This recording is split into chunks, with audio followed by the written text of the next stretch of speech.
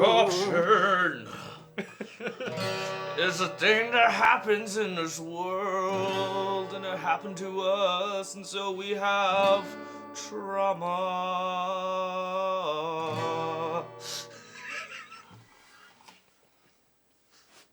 That's the intro. Welcome back to Yes, We're Adopted. Don't make it weird. I'm Brett. That's Davo. This is Adoption.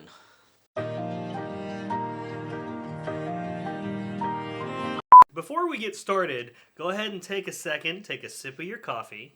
Hopefully you're drinking coffee. And nonchalantly click on the subscribe button with the bell icon. Click. Yeah, like that.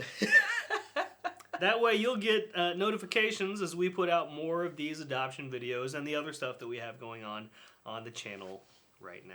Oprah has come out with a 60-second video. That's about all we can find. I'm sure there's a lot more on it, but that's all really anybody's talking about.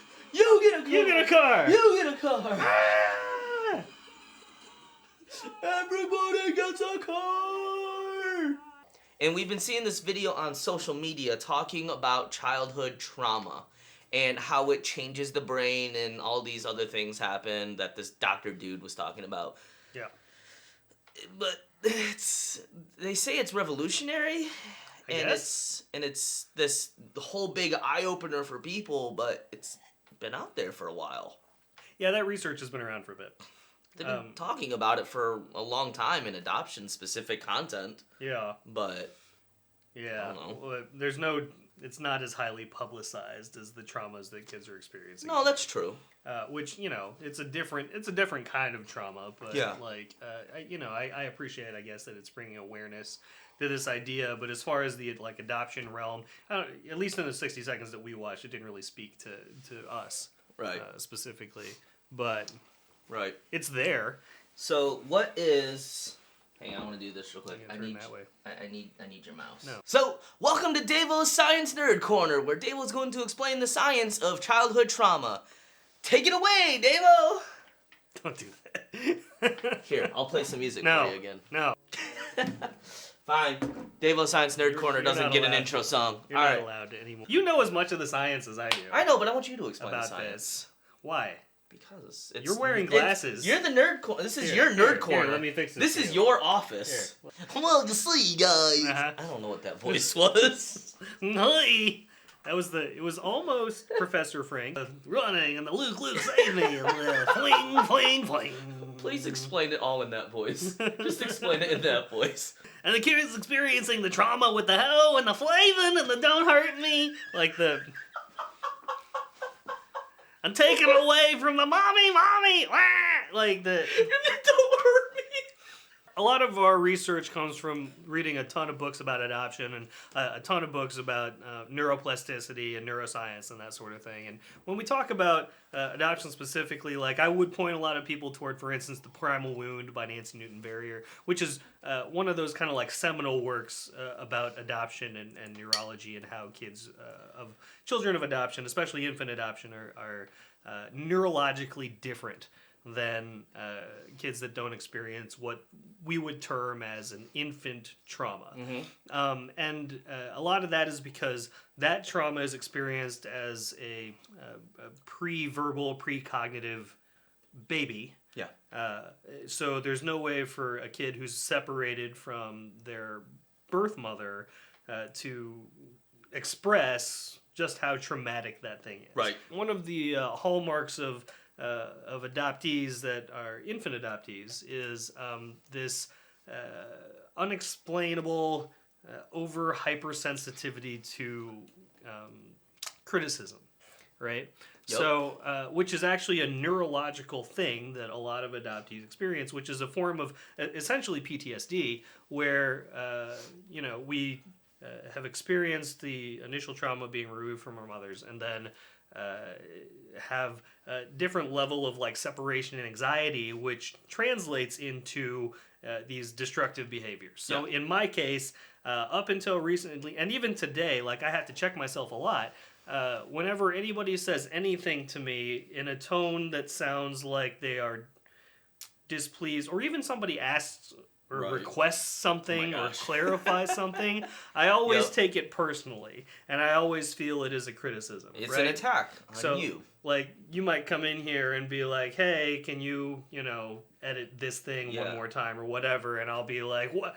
It was perfect the first time. What's wrong with your brain? Why do you hate me? It's crazy because it's the same thing with abandonment too. Mhm.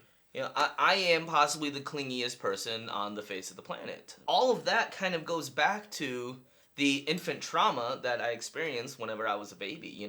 I was passed around from foster care to foster care, and this was in the span of like 5 months too, right?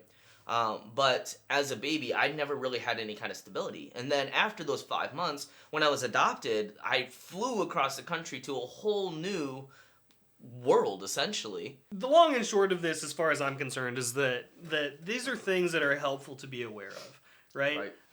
It's helpful to be aware of the effects that a traumatic experience has in childhood as we move into adulthood, and as adults, it's when we can actually confront them and deal with those effects. But as kids, it's just good to be aware. It's good to know what kids are going through, and that there is a physiological reason behind a lot of the behaviors that we look at. And it is psychological, but it's also physiological. That person's brain has now developed differently because of this experience or because of this trauma. Yep, different pathways. And that's important to know.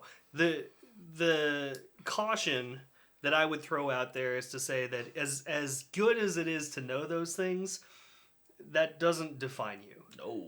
And it can't be the thing that we use as a scapegoat or as an excuse crutch. or as a crutch to Right. say, well, my human relationships don't work Because and they're just of- not going to because I was No, traumatized as an infant. That's or whatever. nonsense. To a certain point, at a certain age, you don't really understand.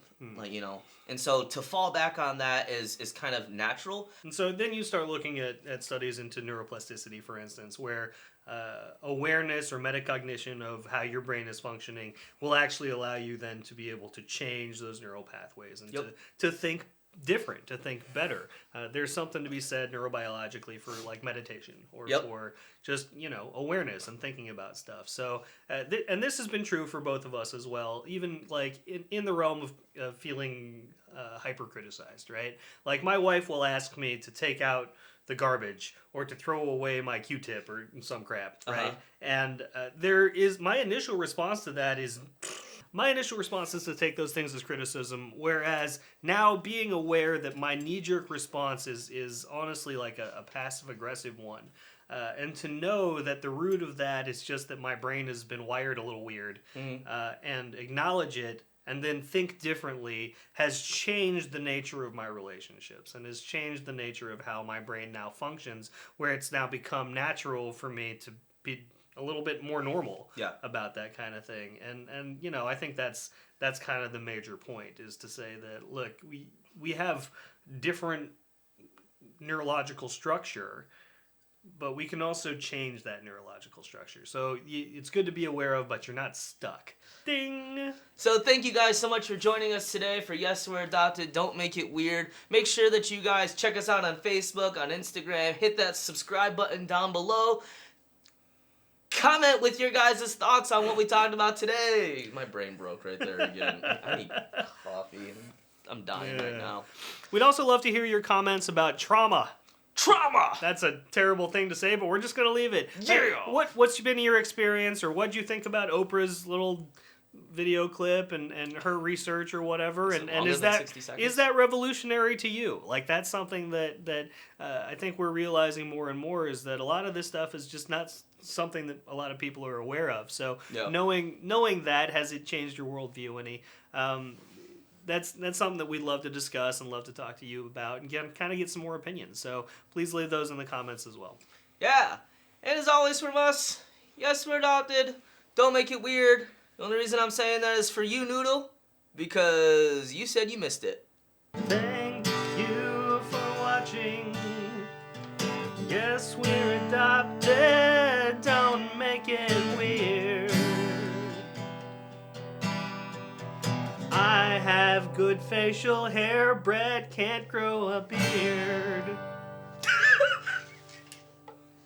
That rhymes with weird, right? Bye.